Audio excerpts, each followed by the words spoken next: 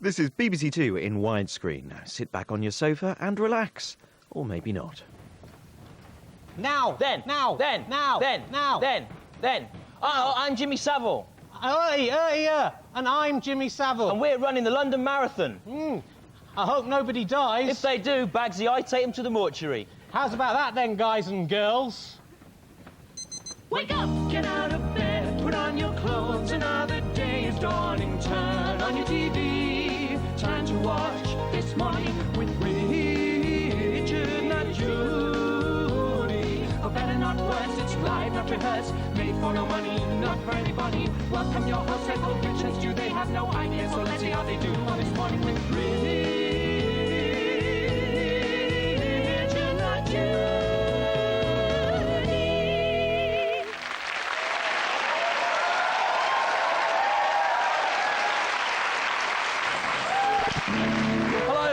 I'm Stewart Lee. And my name is Rio, and I dance upon the sand. Now, is your name Rio? Listen to the question, the words in it. Is your name Rio? It's Rio Charred Herring. Is it? No, it's Richard Herring. And where do you dance? On my own in Balham in my pants. Good. You always spoil everything I do. And in honour of the House of Lords' resistance to lowering the homosexual age of consent, this week on TMWRNJ is Gay Week. And coming up later in the show... At 12:25, we'll be meeting Vinnie Jones, the exception that proves the rule that everyone is at least partially gay. There isn't a gay bone in his body. And at 12:34, we'll be lowering the gay age of consent to 16, but only for 15 minutes, before raising it back to 18 again, and then seeing if society has collapsed into chaos and anarchy, or whether, in fact, it hasn't really made much difference at all, to be quite honest. At 12:42, Rupert Everett will be explaining why he is the ideal husband for Prince Edward. And at 12:50, we'll be meeting Britain's gayest shepherd. Let's have a look at him then. There he is there. Doesn't look particularly gay, For a Stu. shepherd, Rich, How do you yeah. quantify gayness? And please Rather welcome, odd. at the piano, Richard Thomas. Thank you very much. Hello. Rich, what happened to you? I've never been to a harvester before. Of course.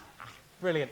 TFI Friday is filmed next door to here. We see Chris Evans around, don't we? Sometimes. Yeah. I tell you, he is a monster. A monster. Rich saying it in a staccato fashion doesn't make it any more true. He's a monster, my friend. Rich saying it in a Mexican bandit accent doesn't make it any more true. What's he done, anyway? I'll tell you what he done, Stu. He had dug up the grave of John Lennon and was having a one-to-one with him.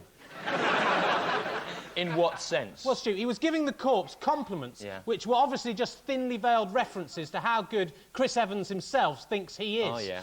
And then when he thought no one was looking, he weed on Lennon's corpse. Really? Yeah. What do you think of that? Predictable. What do you think?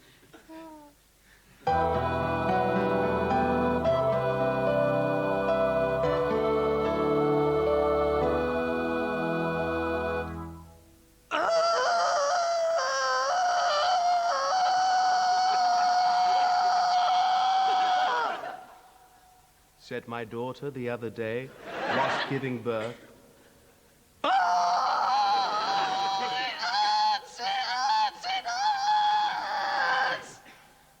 Ah, my poor fool, I said, for it is written that pain in childbirth is God's punishment to women for Eve's betrayal of God in Eden, and therefore you deserve every scintilla of agony you are experiencing, O whorish spawn of mine.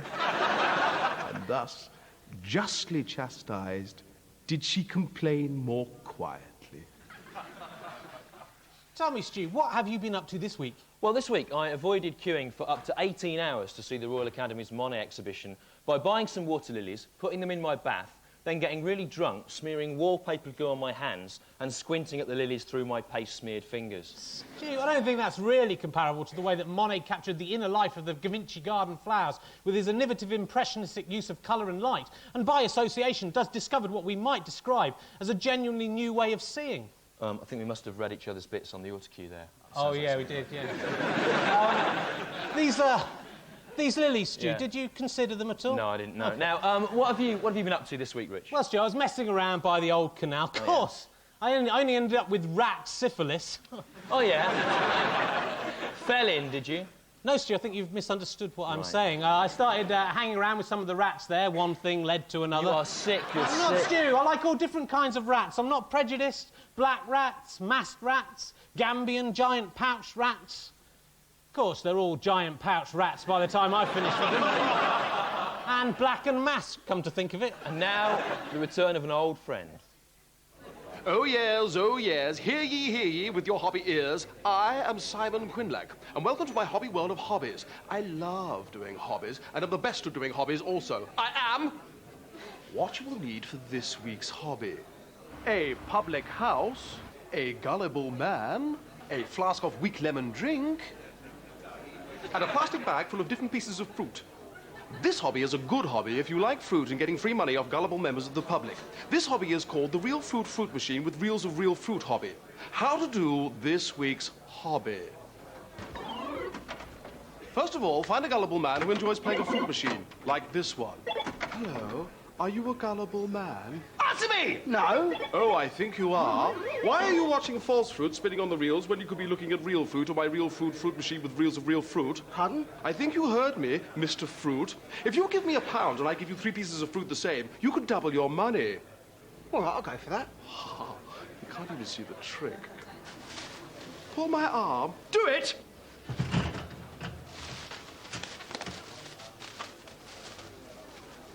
An apple.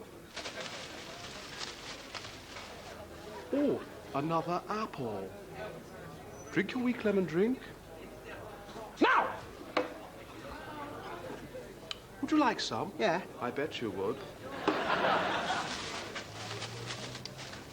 Oh dear, an orange. You lose and I win £1. Ha ha ha! You gullible man! There's about 20 quid's worth of fresh fruit in here.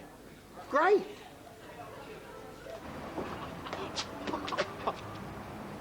Today I have tricked over 10 gullible men with my trick Real Fruit Machine with reels of real fruit hobby trick, proving once and for all that I am the king of all men and the lord of all hobbies. Bye.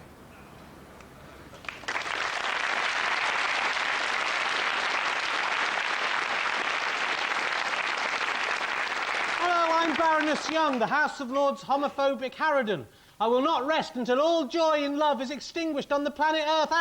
Good satire, Rich. Good Yeah, mask work thanks, there. yes, yes. Of course, if they do make it legal to have gay sex with 16-year-olds, there won't be anyone left in the Houses of Parliament. That'll be Yeah, the plan. that's because all MPs are gay. Every single MP is gay. No, there's like Ron Davis, Stu. Yeah. You know Ron Davis? Yeah. I don't call him Ron Davis like he wants me to. Right. I've got a clever Rory Bremner-style satirical name for him, Stu. I call him Ron Gavis. Stop. The lowest form of wit, Rich, changing people's names to something it sounds like weak. Au contraire. It is the highest form of wit, Stu. It's like Thackeray and Rory Bremner. You know Michael Portillo, Stu? Yeah. Ah, you know Michael Portillo. I know who he is. I don't see what's funny about that. You know Michael Portillo. Now it's time for this week's aims. Aim 1 is to try and predict which will last longer, Jerry Spicy's solo career or the marriage of Posh Spice and David Beckham. Aim 2 is to live to see the day when the US Air Force will take part in a war without bombing people who are on their own side. Aim 3 is to have the 5 Lawrence murder suspects castrated with blunt butter knives, disemboweled and pulled apart by wild horses. You can't say that, Rich. It's banter, Martin, harmless banter. Aim 4 is to ask House of Lords Harridan Baroness Young if she'll be happier to let 16-year-old boys have gay sex if she's allowed to watch. And Aim 5 is to pass a law making it compulsory for 16-year-old boys to have sex with Baroness Young. 24 hours a day, every day, until she finally cheers up and stops spoiling everyone else's fun, the miserable, dried-up old cow. Crack your face, Grandma! Rich, you can't say that. She's the Vice President of the Board of Governors of the BBC. Is she? Yeah. It was banter, Martin, harmless too late banter. for King Canute tried to defy the forces of gravity by insisting he could turn back the tides. Today we laugh at the absurd monarch. But are we really any better than he? Hi, I'm Greg Evigan, Robert Russo in TV's Pacific Palisades. If you have ever wondered what happens when things fall over, spill, or get knocked out of cupboards, then join me now and see what they are. When when things get knocked over, spill, or fall out of cupboards. This week, beetroot. Again. Yeah, I was just going to make Tim his tea. The usual Access Day special, sardines on toast and a Waitrose mousse. And, well, I'd had a few drinks. Well, it's coming on to 6 o'clock. I reached up to the top cupboard and I accidentally knocked one of my beetroot jars on Tim's head.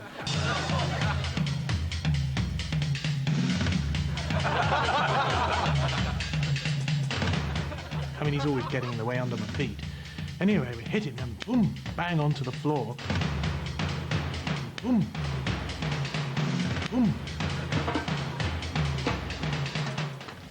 And it was, let me tell you, it was very odd because I looked at him for a moment lying there and I thought to myself, I really hope he's dead. I hope he's dead. Then I started laughing and thinking that would be the one thing that would really upset his mother. And I thought of Margaret standing there crying over his grave.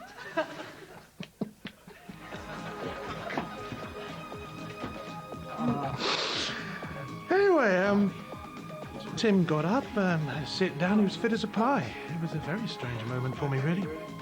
Peculiar. Peter Norman and Tim Gibbs Norman thought that they too could defy gravity like a pair of stupid canutes. But tiny Tim Gibbs Norman's beetroot-battered head bears mute witness to the unstoppable forces that are unleashed when some beetroot combines with the force of gravity and then becomes one of the things that get knocked over, spill, or fall out of cupboards. I'm Greg Evigan. Goodbye. I made this.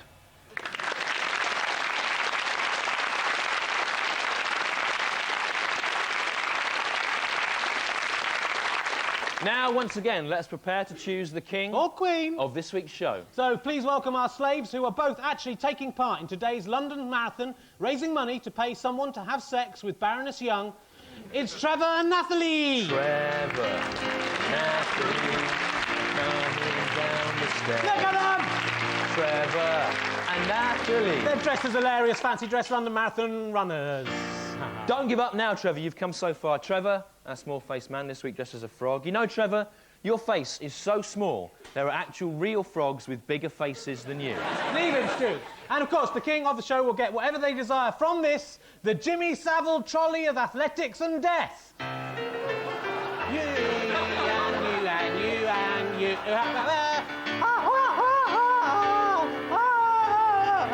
And the trolley today loaded with products that are essential for marathon athletes. Look, Stu, one of those trendy new isotronic drinks, Stu. Oh, very brackish. No, Stu. Rich. This is the isotonic drink. What? Oh, it's still quite nice. Right. And, yeah, there we got the athlete's breakfast cereal of choice, Sustain, which is actually the only cereal made of pure Viagra. Rich, don't eat that. Viagra is a drug. It isn't, Stu. No British athlete would ever take drugs, Stu. And we'll be choosing the king or queen of the show after this. Ah! There are peas coming out of my winky! Mr. Grimsdale!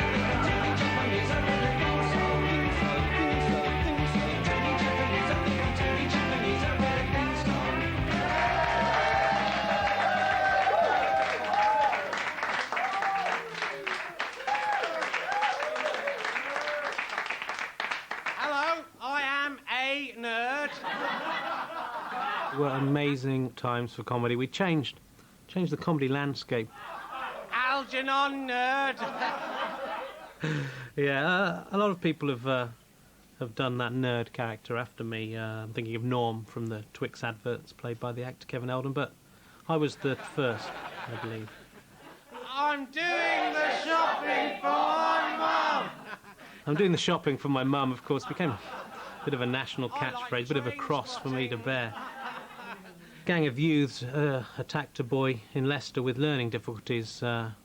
Quite a nasty scene, but it's not my fault. Don't blame the messenger. You know, I was trying to transfer comedy from the mother-in-law jokes of the 70s to people who were socially inadequate, you know, who, let's face it, were going to get bullied anyway. I wasn't doing any harm at all there. I like train spotting. I'm doing the shopping for my mum. Yeah, she's packed me some meat paste sandwiches and some Monster Munch. Pickled onion, my favourite. I did have to kill him off in the end. It just got too much, old Algernon. Just got boring, you know, I have to move on. I'm doing the shopping for my mum. That's it. I'm doing a new character now. Archibald Naffman. A Naffman. He likes the internet, you know, space stuff. It's more 90s, yeah. Mum, have you taped Star Trek for me? That's what he says. You see, you can see how I've moved on. Amazing times.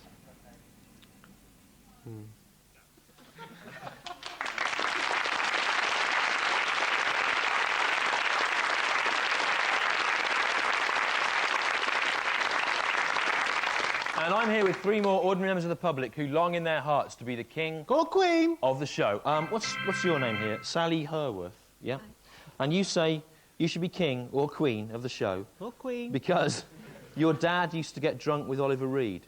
That's right. Yeah, it doesn't really narrow it down, though, does it? We'll see. And your name is? Sparky. Sparky. You can see why, can't you, Stu? Yeah. I should be king of the show because I have wooden eyes. Yep. Do you have wooden eyes? No, it was a ruse to get on TV. Well, it worked, didn't it? But you fell at the last hurdle. You should have brassed it out a bit, you know. Wouldn't it? And finally, what's your name? Jeanette. Jeanette what? Muff. And you say should be king of the show or queen because of the potential comedic double entendre effect of my surname. We have checked, it is her real name, but because it's also a thing you can put your hands in like that to keep. Move on.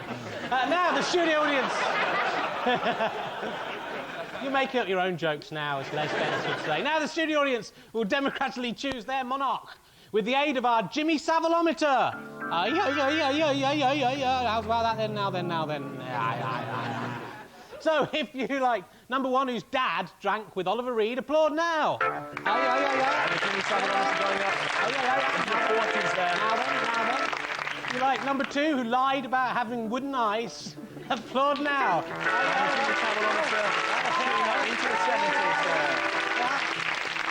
And if you like good number 3, who you obviously will win, Jeanette Muff, applaud now. Crown the king.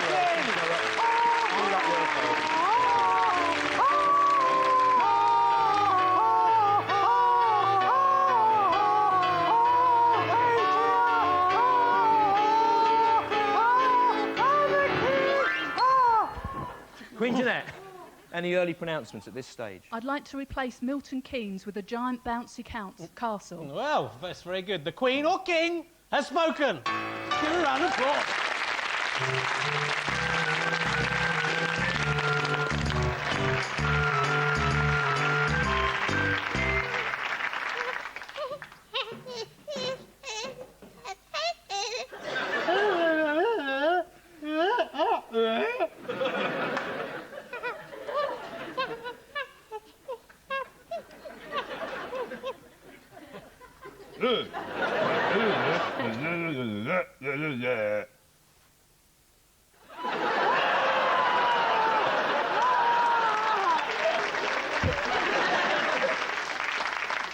Lazy comedy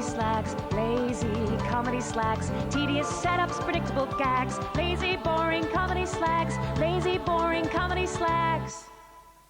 And this week on Lazy Comedy Slags, the art of the great British sitcom. Now, American sitcom writers waste their time thinking up complex characters and plots.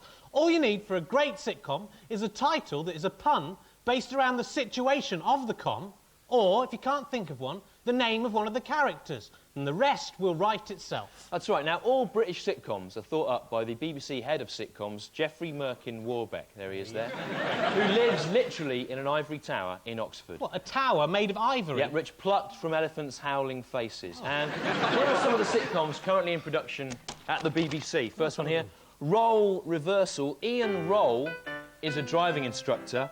Ian Reversal is a baker. Due to some kind of accident, they're forced to swap jobs with hilarious consequences. That's all there is to it. Simple and brilliant, Stu. Knock Seinfeld into a cocked hat. Here's another one. Pie in the Sky. Ian Pie is the landlord of the Sky pub. In an attempt to attract custom, each week he buys a different giant pie, which goes rotten and ironically scares the public away, with hilarious consequences. My Cup upstairs. Ian Mai lives in a flat. His upstairs neighbour borrows one of his cups and then doesn't return it. The series details Ian Mai's contrived and failed attempts to get back the cup that is rightfully his. Sounds like a winner to me, Stu. Here's another one. Babes in the Wood.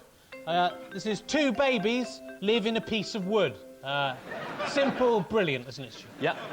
Ian Chalk. This is called Chalk and Cheese. Ian Chalk and Ian Cheese are two men. They are very different. As different, literally, as chalk and cheese. Consequently, they don't really get on, but occasionally they do something which makes them realise they're more similar than they initially thought, and then Ian Cheese falls into a stream to break the seriousness of the moment. Very good. Finally, for the moment, Bent Coppers. Ian and Ian Bent are brothers, and they're both policemen. One is corrupt, and one is gay. Both of them are afflicted by curvature of the spine. And they're made of copper. They're robots in the future. And we're bringing you more of these sitcoms from the discard pile throughout the show.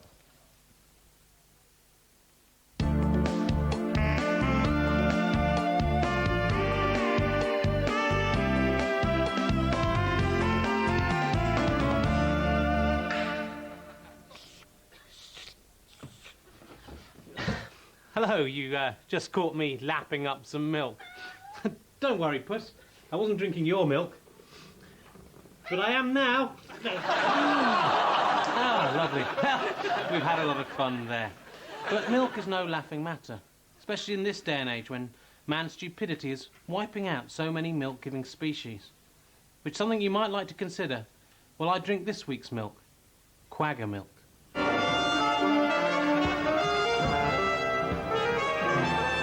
When a white European huntsman killed the last quagga in 1884, he probably didn't even stop to consider that he was depriving future generations of quagga milk.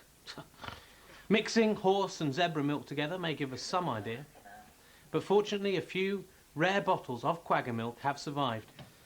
And at £13,000 a bottle, only me and Johnny Depp can afford to drink it. Let's give it a go. It's an unusual texture. And the taste? Oh, God, that's disgusting. Oh, quagga milk is, horrible. And the Victorians were right to kill them all for that reason alone. 0 out of 10 quagga. There'll always be milk. Unfortunately, in this case. Ugh.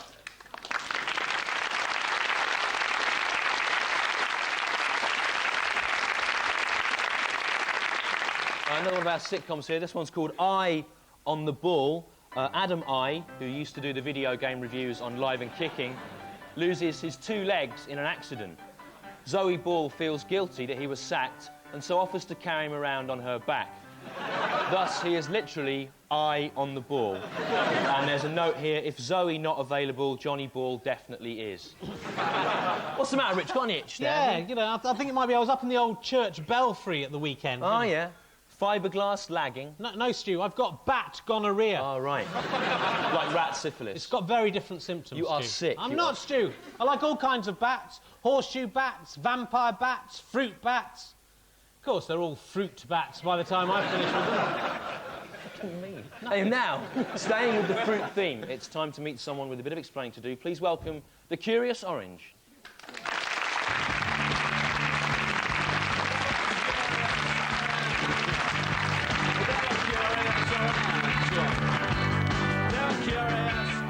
Hello, Mr. Rich. Hello, Mr. Stew. I'm Curious Orange. What are you curious about this week, I wonder? Well, Mr. Rich... Hey, I'm curious about something, right? What happened to the little boy? At the end of last week's show, there was a little boy, you attacked him. What happened? I ate his liver with fava beans and a nice Chianti. Look, we have got few enough viewers as it is, the Curious Orange, without you killing them. You know. I'm sorry. I promise I won't do it again. Well, all right, we're all allowed one mistake, I think. Killing a child? Stu, have some forgiveness. Be more like Jesus and me. What are you curious about this week? I'm very curious about this little conundrum. What became of your beaver, Mr. Rich? What? The beaver you drank milk from last week. What became of it? They killed it. You still wake up sometimes, don't you? Wake up in the dark and hear the screaming of the beavers. Yes. And you think if you can satisfy my curiosity, you can make them stop, don't you? If my curiosity is sated, you won't wake up in the dark to the awful screaming of the beavers. I don't know. I don't know. Thank you, Mr. Rich. And is your curiosity satisfied now, the Curious Orange? You will never satisfy me, Mr. Stew. Never. Not until you are dead in your grave. And one day you shall all see my power. Oh, yeah. Yeah. And how are you going to get out of that mask? Oh, I'll think of something. Can I borrow a pen, please, for a minute? Yeah, sure, they are. Ladies and gentlemen, the Curious Orange.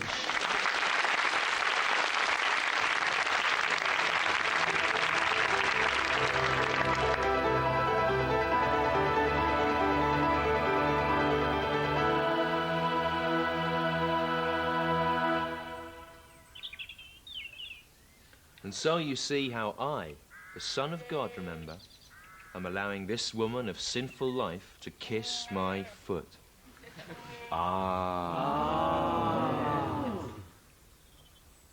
Not going Matthew. What ails you? I can't understand this, Lord. I have tried hard. Don't laugh, Judy. It's obvious what he meant. If you truly are a prophet, then why are you allowing this sinful woman to touch you? Go on, Nicky. Hey, what? Why are you allowing this sinful woman to touch you? Ah, Matthew, my poor fool. Do you not see? What? Don't you understand, Matthew? I did. It's easy peasy pudding and pie. Shut up.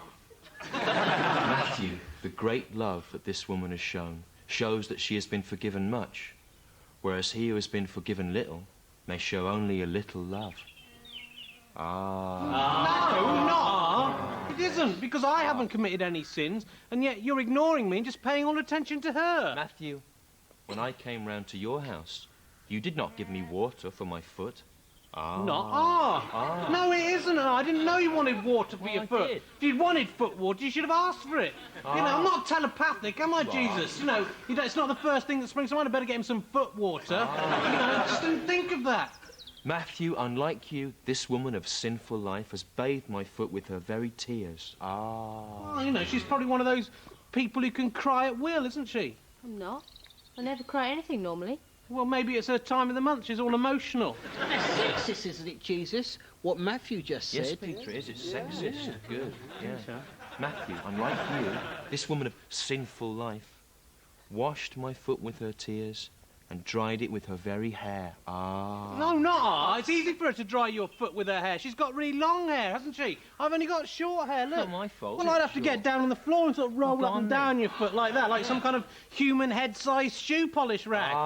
No, not her. I am not a tea towel. I am. I'm a hair tea towel, look. Stop doing that to Jesus. I just think it's a bit convenient, isn't it? You suddenly come up with this, that who has sinned much is forgiven a lot. Just as it happens, a woman comes along bathing your feet with her hair, that's all. It isn't. It is. Now, answer my question, the point I'm addressing. Consider this piece of naan. Not this again. Look, like screw the it. sun. Screw up the bread. That's it. I've had enough of this. I'm off.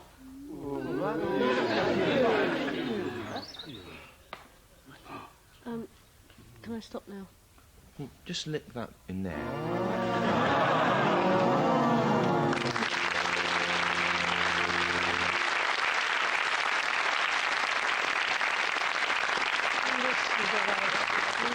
Some new sitcoms again in development at the BBC. This one's called Fruit and Nut. Ian Fruit, a flamboyant elderly raconteur, shares a flat with Ian Nutt, a dangerous schizophrenic who has escaped from Broadmoor. Ian Fruit can only eat nuts, Ian Nut can only eat fruit, but they're both allergic to fruit and nut chocolate. As Ian Nut is mad, he always secretly puts fruit and nut chocolate in everything they eat, with fatal consequences. Another one, honey, I swallowed some semen. Oh, yeah. Rick Moranis plays a hapless professor who accidentally turns himself into a killer whale. Oh, right. Each week he attacks a ship and eats some sailors. And then he gets off the bus.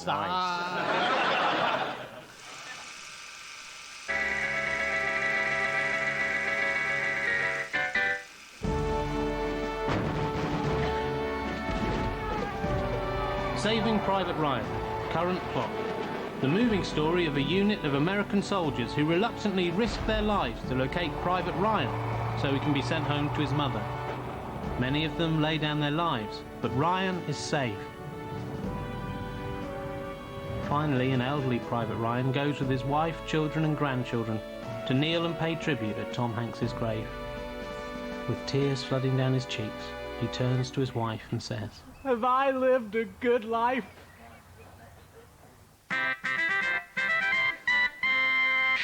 Extra final scene. Have I been a good man? Well, no, Jack. To be honest, you ain't.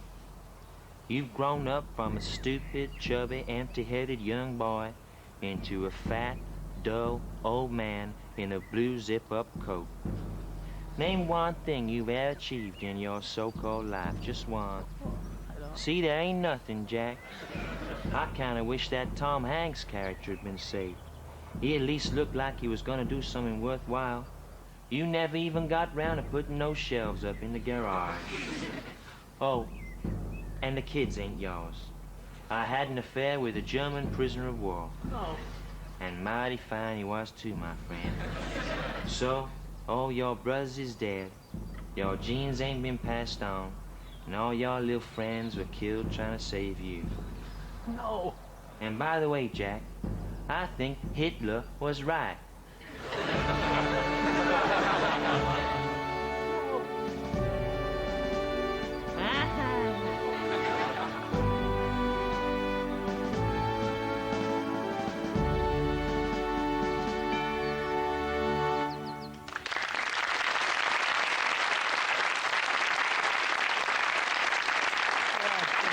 Bumblebees. Of course, they're all bumblebees by the time I finish with them. Yeah. We're here with Queen Jeanette Muff, who's a real person. Jeanette, suppose you're commissioning sitcoms. What do you reckon to this idea? This is called Menopause. It's about cats who can talk going through the change of life. Possible Eddie Izzard vehicle, we thought. Anyway, what's up next? If you want to be king of the show next week, send in a sitcom idea and not more than 50 words. And if you get the best one, you'll be the king of the show next week. I wonder who'll win. I don't know. Of course, our next guest, who is a man, does know. It's 16th century doctor and mystic Nostradamus on his horse, David Collins.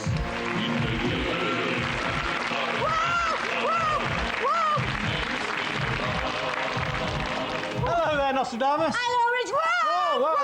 He's flighty today, isn't he, David? He's very flighty. Particularly flighty, I think. Anyway, first let's take a look at your 3 predictions from last week. Remember, if you get 2 out of 3 of these right, you will go home with this lovely garden barbecue. Oh. Nice visual pun. Oh, can I have the fence and all? That look lovely on my patio. No. Oh. Now, Nostradamus, come on, let's have a look at the board. Don't leave him alone, don't take any time. Are you nervous? No, I'm very confident. OK, right. Last week, you predicted that a very flighty actress would make a spectacle of herself at the BAFTA Awards. The news said... Yep, we're going to give it to you. Elizabeth Taylor was rather foolish on the subject of quarantine and Britain being a homeland. So. That's a bit, liberal interpretation. He's going to get them all if you're going to be that... Stu, when will you stop with this jealousy? Come on, David. Come on, he's not worth it. Leave him alone, David. Second, come on, David Collins, look at the board. Second, you said...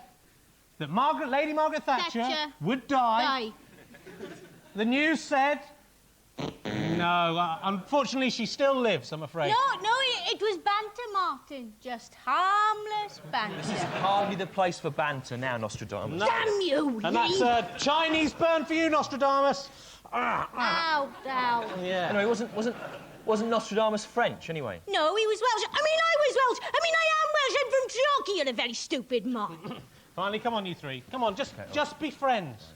Share things nicely.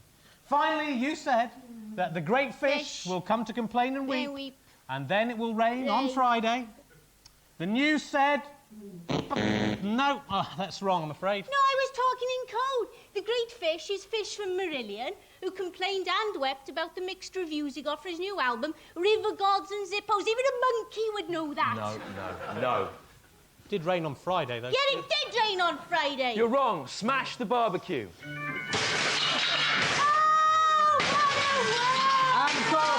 Another Chinese burn for you, Nostradamus, and a nasty love bite. No, it's smart, but I like it. Stu, when I look at Nostradamus, I feel all funny in my tummy. Move quickly on. Anyway, Nostradamus, what are your predictions for the coming week? Well, prediction number 1. A cartoon will appear in a national newspaper of a recently deceased celebrity arriving at the pearly gates. Prediction number 2. The comedian Stewart Wee will be trampled by a horse, and maybe then he won't think he's so clever. And prediction number 3. They will think they have seen the sun at night when they see the half-pig man, and one will hear brute beasts speaking. And, can you come back next week to see if you got those right, Nostradamus? Oh, hang on, I'll just check my diary now. OK. Yeah, I can move that. OK, we'll see you then. Ladies and gentlemen, Nostradamus and his horse, David Collins. There he goes. He's nice, isn't he, Nostradamus? Makes me feel a bit funny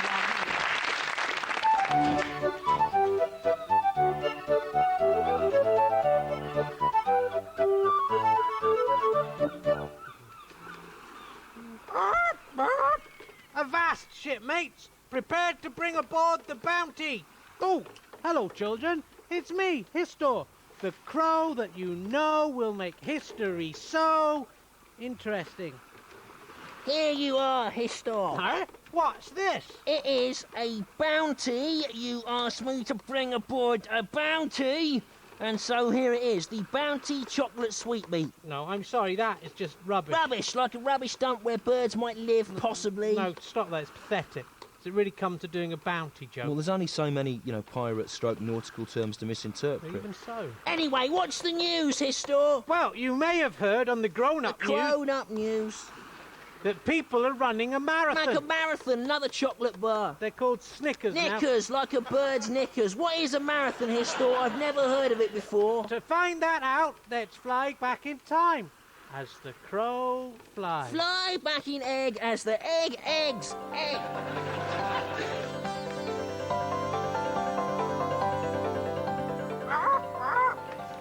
What place is this, Histor? This is ancient Greece. A hen's Greece. Oh, look, Pliny, we are about to see the first man who ever ran a marathon. Aha, you must be referring to the messenger who ran from Marathon to Athens in 490 BC to warn of the imminent naval attack on the city. No, Pliny, don't be stupid. I am referring to him. Hi, Hister, yes, it's me, Bernie Clifton. I am him. And this is my ostrich. Aha, ostrich, like a bird, the ostrich. Yes, here running the first ever marathon for the disadvantaged. Disadvantaged? Raising money for the disadvantaged children in the slums of ancient Athens. Hey, hens. That is very nice of you, Bernie. Oh, don't thank me. Thank the ostrich. He's doing all the running. Hey, wait. Goodbye, Bernie, and good luck. Bye.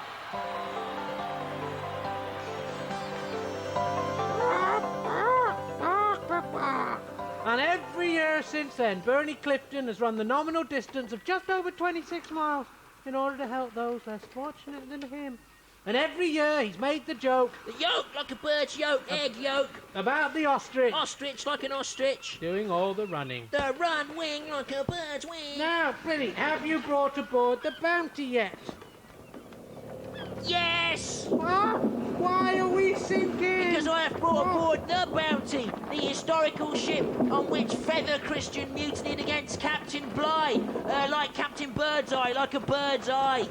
This whole week's trip's been just terrible. Well, I think it's been all right, really. Goodbye, children. Goodbye. It hasn't. I've been embarrassed about. Well, just try and look like you're sinking. Well, stupid.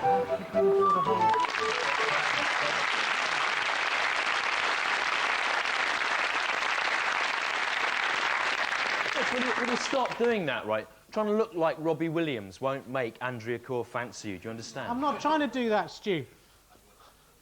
You are nowhere near as cool as him, right? Robbie Williams, he's got tattoos and everything. Apparently, yeah, he's got a tattoo, Robbie Williams. Apparently, it symbolises his life story. It's a long black line that starts at the base of his neck, then erratically gets fatter and thinner until finally it disappears up his bum. Lay off him, Stu. It's good what he's done, that tattoo. I think it's irresponsible. What if one of his impressionable fans tries to get a tattoo to copy him? No one's going to do that, Stu. Let's see it, then. Well, all right, then. I didn't get a tattoo to copy him, Stu. I just wanted one. I thought it'd be good. What is that supposed to be? That, Stu, it's Robbie Williams. There, Well, look. you're saying you don't idolise Robbie Williams, right? But you've had a tattoo done like Robbie Williams did. Yeah. And it's a tattoo of Robbie Williams. Yeah. And over the top it says, I idolise Robbie Williams and want to be exactly like him. That isn't idolising him, Stu. Look, Stu, he's singing. Oh, millennia. Who did that anyway? Who did it? I did it myself, Stu, with a rusty pin and a felt tip. Well, you should have copied it off a better picture. It doesn't look anything like him. I didn't copy it off a picture, Stu. I did it from life. Well, you'd think it'd look more like him then. Well, you know, I couldn't see what I was doing, could I, Stu? It was dark and his face was all scrunched up on the pillow. Then I got thrown out of the hotel.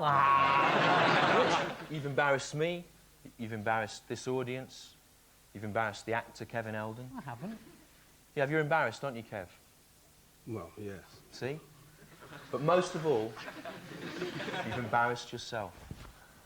Curse you, God, for making me this way. Why?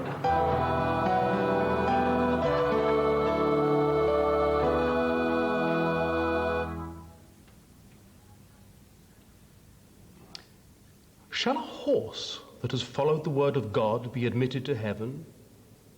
Yes. Gladly. And shall a zebra, or zebra if you will, that has acted likewise also find succor? Of course. But a quagga shall never enter. Do not question the ways of the Lord. All right? What's the matter, Richie? You itchy? Yeah, I think it must be a problem. I was messing about by the estuary, you know. Oh, yeah? Fell in, did you? No, Stu, I've got eel non-specific urethritis. Yeah. It's worse than that, Stu. I also got blue whale herpes. Yeah. Didn't you use protection, Rich? I used the eel as protection, Stu. Did it have a kite mark? They've all got kite marks by the time I'm finished with them, Stu. Doesn't make any sense. They laughed at it, Stu. That's all that counts. All right, you are sick. I'm not, Stu. I like all whales. Killer whales, narwhals. Sperm whales, is it? They're all sperm whales by the time I'm finished with them. Is that what it is? Oh, ha, ha. No, it isn't. It's humpback whales. Oh, they're all humpback. Damn. Yeah, that's all for this week. Remember, you can write to us at this address here if you want. And there's the email addresses coming up and also the website address there with old... You can access that for behind-the-scenes information. Behind-the-scenes thing, yeah. So just look at another sitcom coming up here. Guys! Terrible news! What? It's the orange. He's escaped again. How is that possible? He picked the lock with a pen. And he's attacked the guard and he's barely alive. Look! Oh, my God. Get that man to a hospital. He must be saved. Goodbye. Bye.